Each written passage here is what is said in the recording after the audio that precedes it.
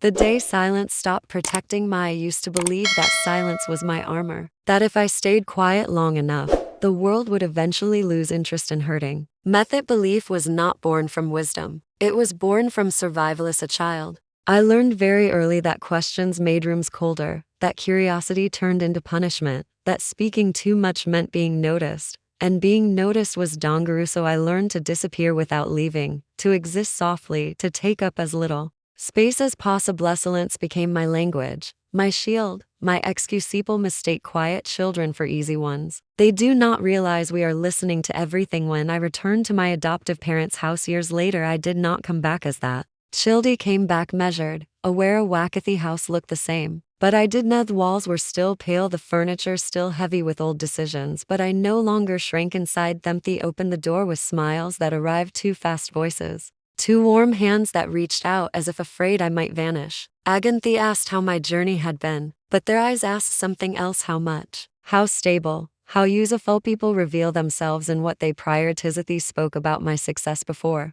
asking how I had survived. They spoke about money as if it were a shared memory, as if my independence belonged to them too. He listened and said, very little. Silence works differently when you are no longer afraid. At dinner, they watched me eat as if waiting for confirmation that I was real, that I was staying, that I would not take whatever invisible thing they feared losing. They laughed more than necessary, filled pauses to quickly explain things I had not questioned. Overing his panic. Wearing Paula tennis that night, I lay in the room that once belonged to a version of me who had begged quietly for permission to exist. He listened to the house, to the sounds of familiarity that once meant safety. No, they meant his story. Stood up and began to walk slowly, deliberately. Opened drawers I had never been allowed to touch, shelves that had always been closed, boxes labeled with neutral words that hide uncomfortable truths. Insurance, legal. Private adults hide guilt behind organization. Aside, I found papers that had been folded and unfolded too many times, documents that did not age naturally, records that had been handled with care instead of trust, medical references that didn't match timelines, legal language that avoided clarity,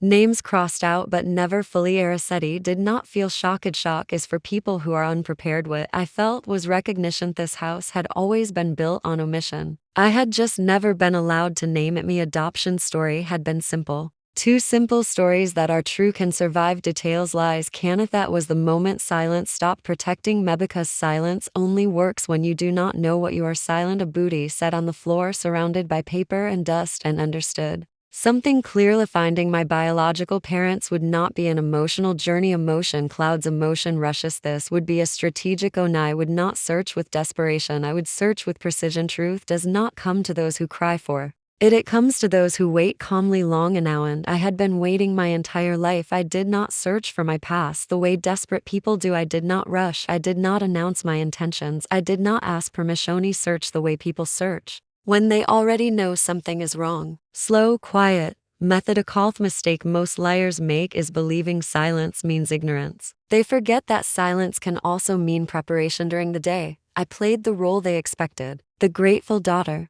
the successful return, the miracle that made them feel redeemed. At night, I became someone else. I sat at the desk in the study, the same desk my adoptive father had guarded carefully when I was young, the same desk that had never been meant for my hands. He turned on a small lamp, not because I needed light, but because light gives the illusion of control. The documents spoke in fragments, dates without explanations, names without stories, signatures repeated too often to be coincidence. I copied everything, not physically. Mental memory is the safest place to hide truth because no one thinks to search through. Notice patterns, names that appeared near mine but never touched it, years that were referenced but never described. Betty learned that institutions do not erase people, they bury them under procedures. Hospitals did not deny my existence, they redirected it. Law firms did not lie, they shortened the truth until it became harmless. The more I read, the clearer it became. My biological mother had been present, documented, then deliberately removed from the narrative. Removal is not absence, it is intentione. Contacted professionals who understood discretion, people who ask questions without curiosity, who follow money instead of emotion. Did not ask me why. They asked me when. When was I born? When was the agreement signed? When did the trail disappear? Is the most honest witness. Each answer uncovered another gap, and each gap confirmed what my instincts already whispered. This was not abandonment. This was containment. Me adoptive parents had not simply received a child. They had inherited a silence. Seen silence requires maintenance. I began to notice how carefully my adoptive mother watched me, how my adoptive father adjusted his tone when I mentioned the past. They were afraid of specific years, specific names. Fear always has coordinates. So an evening, I casually mentioned a hospital. Not the correct one, just close enough. Me adoptive father corrected me immediately, too quickly, with too much detail. People protect what they fear. Losinji apologized, smiled, let him believe he had restored control. Control is easiest to take when someone believes they still have it behind closed doors. I mapped timelines, matched legal language with financial movement, followed the polite disappearance. Discovered that my biological mother had been young, unsupported, inconvenient, had not been unfit. She had been unprotected. System had not failed her. It had worked exactly as designated. Knowledge did not make me angry. Anger blurs. It made me focus. Said the search stopped being about curiosity and became about justice. Not public, not loud. Personally did not yet know where she was, but I knew something more. Importance had not chosen to lose. My had been taken carefully, legally, quietly and careful. Theft leaves trails, even decades later. Terry closed the files, turned off the lamp, and sat in the dark for the first time. My past felt close, not emotionally, but geographically. Was no longer searching for a person. I was narrowing a location, and that meant I was getting close. The town did not appear on any map that mattered. It was the kind of place people arrive at when the world decides they should no longer be visibly thrown. Narrowed slowly, as if giving me time to reconsider, to turn back, to pretend I had not come this far. He did not. He parked the car in front of a small house, paint fading garden, unambitious, everything about it designed to avoid attention. He sat there longer than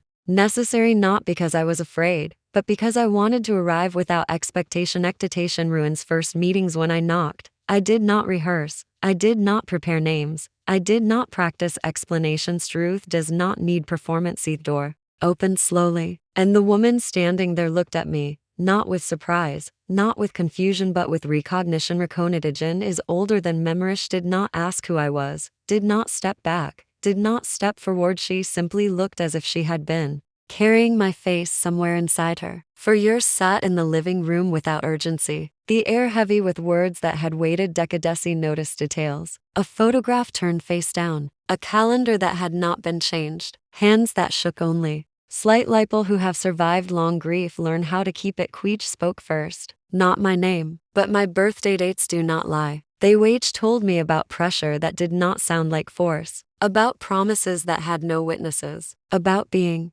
told that love sometimes means disappearance. She had been young, isolated, convinced that resistance would harm me more than surrender. He listened and understood that guilt had been used as a weapon. She did not cry. Tears had been spent long ago. What remained was endurance. I felt something in my body shift, not pain. Alignment. For the first time in my life, my existence made physical sense. Took her hand and she did not pull away. It does what words can. It's told me she had searched carefully, quietly, until searching became dangerous. Not for her, for my fear had been disguised as protection, and she had believed I did not correct her. Truth is not something you throw back at someone who has already suffered. And instead, I told her about my life, not the details, but the feeling. She told her I had survived, that I had learned, that I was standing in front of her by coincidence. That mattered more than comfort. She closed her eyes. Then, just for a moment, as if allowing herself something she had never permitted. Relief. I realized then, this meeting had not been about recovery. It had been about permission. Permission for both of us to breathe again. When I stood to leave, she touched my chest lightly, as if checking that I was really were never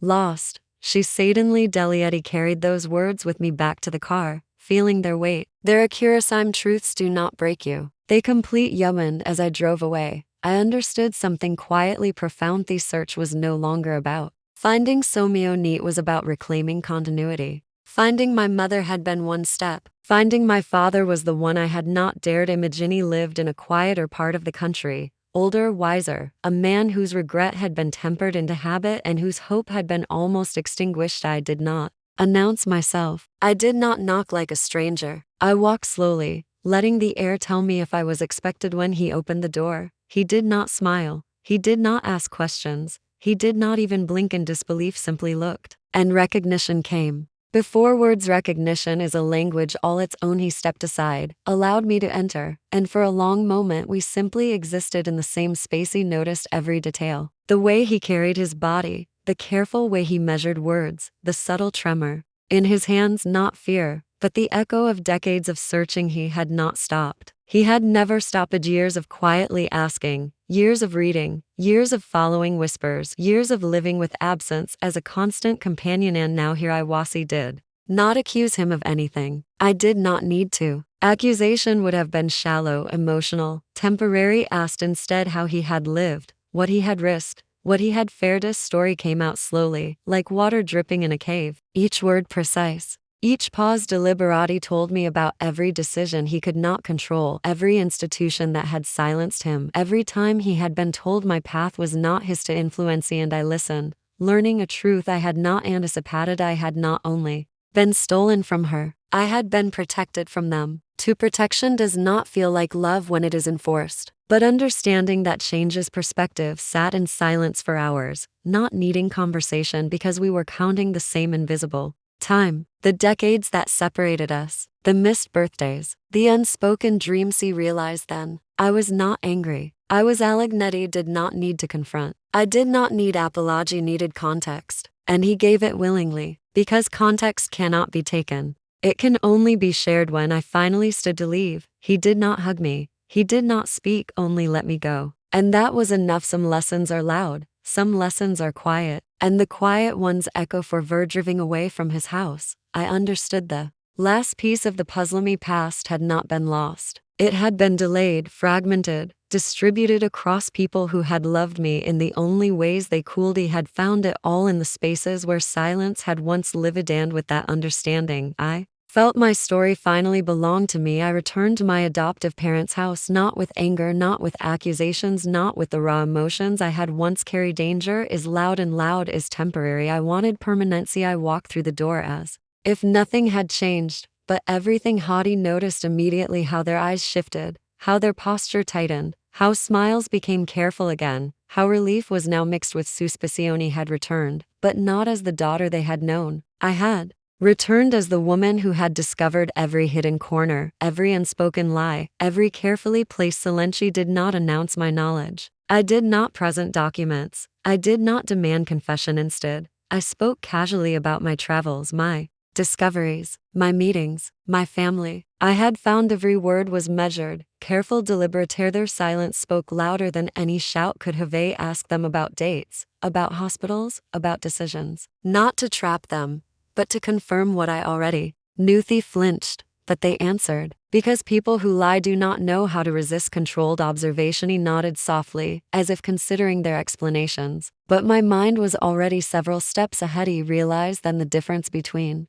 survival and authority, the difference between obedience and choice. He had once controlled me through silence, through fear, through positioning. Now I controlled the narrative without raising my voice, without confrontation, without needing revenge. He asked if I was going to stay, and I smiled quietly. Would not, but I would leave them with clarity, because power is measured by what you allow others to perceive and how they respond. He told them I had found my biological parents, that I had recovered my past, that I had understood everything, and that I had no intention of allowing them to dictate my story ever again. They did not protest. They did not argue. They only watched. And in their watching, I saw recognition. They had mistaken possession for permanence. They had mistaken fear for love. And now they understood I would not be theirs again. He left calmly, deliberately, as if walking out had been planned for years. And in that moment I realized true freedom does not roar. It moves quietly. It observes, it waits, and then it acts. He did not take revenge. I did not seek justice. I took ownership of my story, my identity, my life, and that alone was the greatest victory. I left again. This time not because I needed to escape,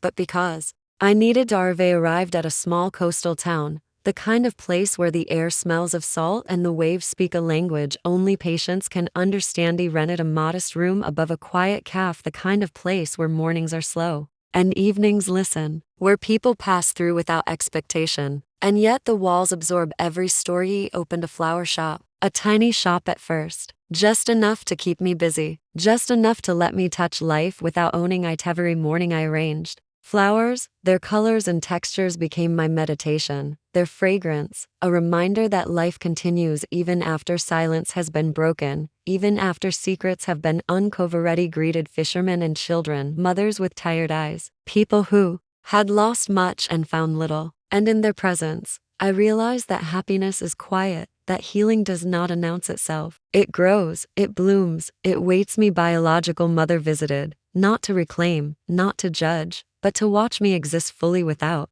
apology, without fear. Me father came too, his eyes softer now, his presence steady. And I felt the strange and wonderful thing of being both protected and independent. At onset, did not try to recover the years lost. I created new ones, carefully, honestly. Deliberately was not the girl who ran. I was the woman who chose. I was not the child who waited. I was the author of every moment. Sometimes I remembered my adoptive parents. Sometimes I thought of the house that had once been a prison. Sometimes I wondered what they thought of me now. But those thoughts were quiet, because they no longer determined. Anathingi planted seeds in the garden behind the shop, flowers that grew slowly but surely. And I understood that life works the same way, even after loss, even after deception, even after fear. Each bloom a small victory, each petal a testament to survival, and each arrangement a proof that I could create beauty. Without permission, without expectation, without. Debdi walked along the shore at